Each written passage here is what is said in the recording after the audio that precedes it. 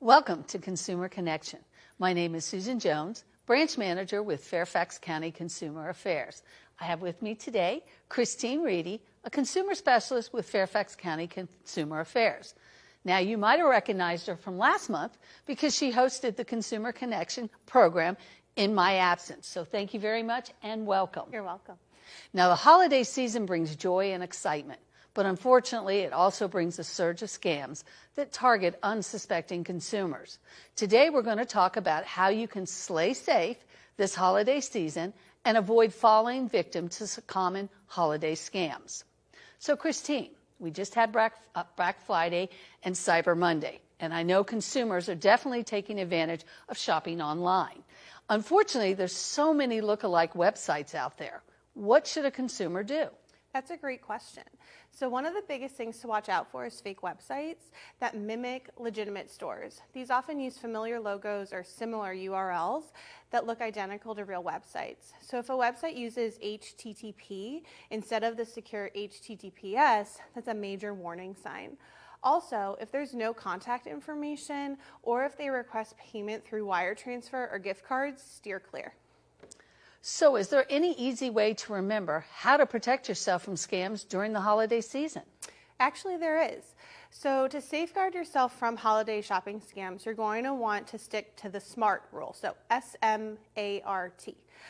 S stands for stay skeptical. So if a good deal seems too good to be true, it probably is. Watch out for unbelievably low prices or unfamiliar sellers.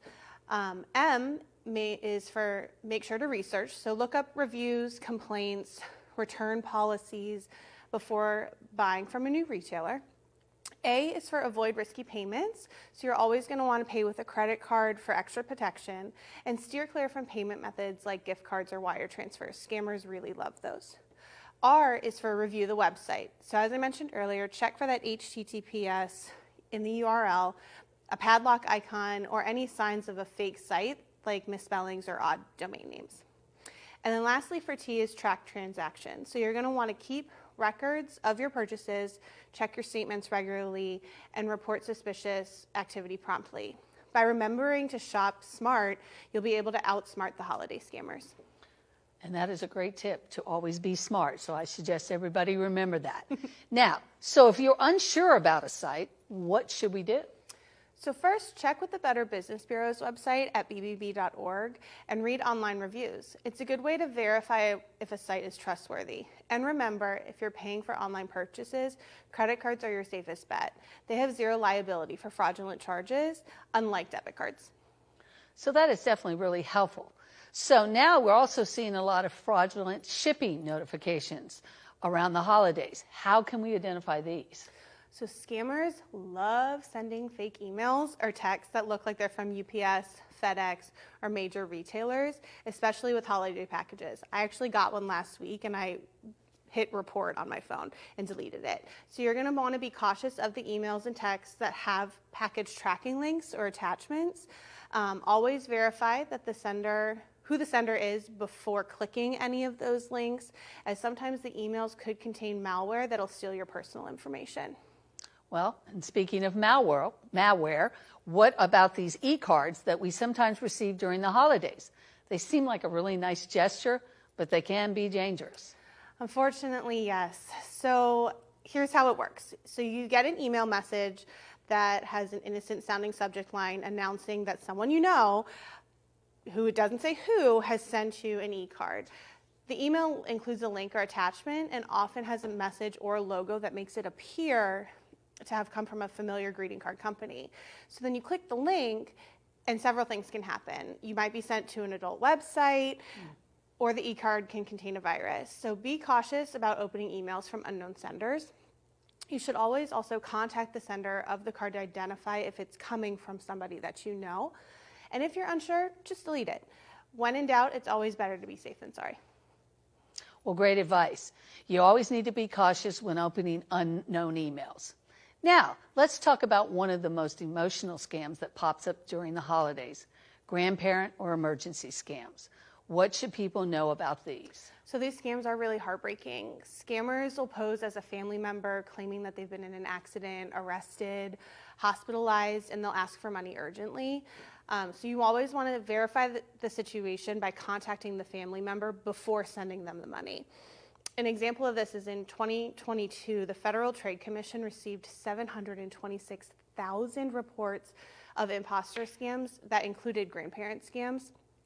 22% of those victims reported losing money in the scams, with a median of $650 lost per person. And then the FBI Internet Crime Complaint Center, they also sent out a public alert noting from January through September 2023 that it received more than 195 victim complaints regarding grandparent scams that resulted in at least $1.9 million in victim losses. So please remember, if someone you love is in trouble, confirm the story before you act. Yes, and that's very sad that people lose that money, especially around the holidays. Mm-hmm. Now, there's another scam that rears its ugly head during the holidays. It's phony charities.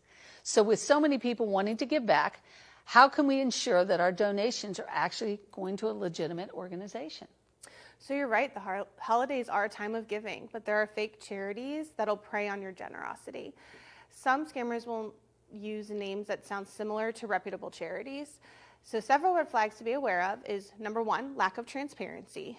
Legitimate charities will openly share how those donations are spent. If a charity is vague about its finances or programs, proceed with caution. Number two is cash, money wire, or gift card donations. Were you asked to donate in cash, money wire, or send gift cards? Then the person is probably a scammer. Once you send cash or gift cards, you can't track it and get it back. And finally, no clear contact information. Trustworthy charities will provide clear contact details on their websites, so their phone number, their physical address, all of that kind of things. Always research charities before you donate, and you can use resources like the Better Business Bureau Wise Giving Alliance at give.org or the Virginia Registered Charitable Organization database to verify legitimacy. Well, what a great reminder to research before you give. So let's talk about a common holiday scam practice, an unusual form of payment. Scammers often ask for payments through credit cards, prepaid debit cards, or wire transfers. Why are these so dangerous? So as mentioned previously, these payment methods are untraceable, which makes them easy for scammers to disappear with your money. So once you send them, there's no way of getting it back. If you're asked to use any of these forms of payment, just be very suspicious. So what form of payments do you recommend or not recommend for our consumers at this holiday season?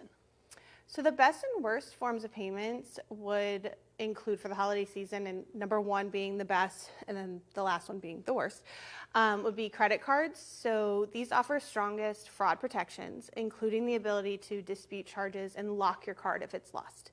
So always check your transactions regularly, report fraud promptly, and pay off the balance each cycle to avoid interest.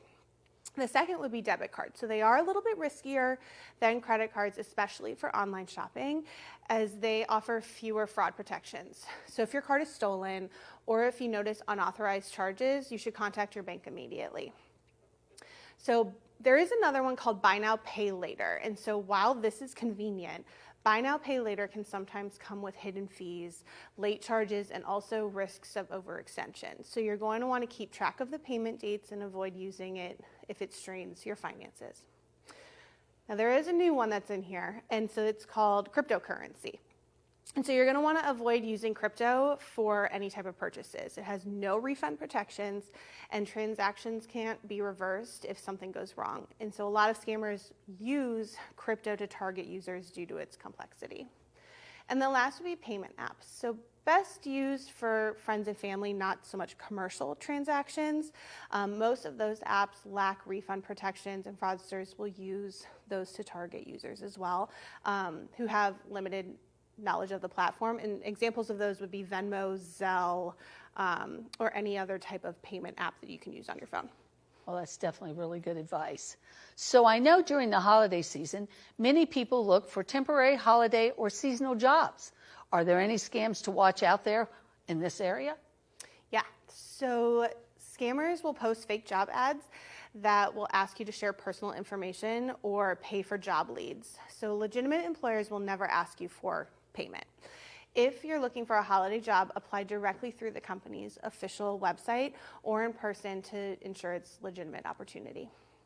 Also, you're going to want to be wary of job offers that don't require an interview. Even during the peak hiring season, reputable companies prefer to talk to top candidates before hiring them. So if a job offer is presented without an interview or is offered only via the internet, question that company's hiring practices and do a little bit more digging. And then you also want to be wary for small jobs. So if an employer promises outrageously good wages for simple tasks like reshipping packages, stuffing envelopes, or answering phones, that can also be a red flag. These are too good to be true offers, and they attempt to steal your personal information from the fake job application. And then finally, you're going to want to never work for a company before they hire you. So a legitimate company won't ask potential applicants to complete complex projects before making an official offer. So before beginning any work, request an offer letter or a written confirmation of what the job entails, including the official start date and compensation details. A great reminder to always get it in writing. So it's my understanding that during the holiday season that social media gift exchanges are a great way for scammers to use gift exchanges that promise big returns for a small investment. Are these legitimate? No, they're not. So these are typically pyramid schemes where the person at the top benefits others who get nothing. Social media gift exchange is when someone's reaching out to you through social media channels, offering you to purchase wine or a gift or some kind of product that asks you to send them multiple addresses, and then you receive the product in return. There are many versions of this scam called Secret Santa, Secret Sister, Secret Dog Gift Exchange, Secret Bourbon Gift Exchange, just to name a few. So those who fall victim to the scam are asked to send in one gift in order to receive several in return. While the outcome sounds great, participants never end up receiving what's promised to them. And then the scammers are really just simply trying to get your personal information to send money, essentially. So to avoid becoming a victim, only engage in gift exchanges with family or close friends that you trust. Always double check the account that you're messaging to ensure that it has not been hacked, and never share your personal information or payment details with strangers.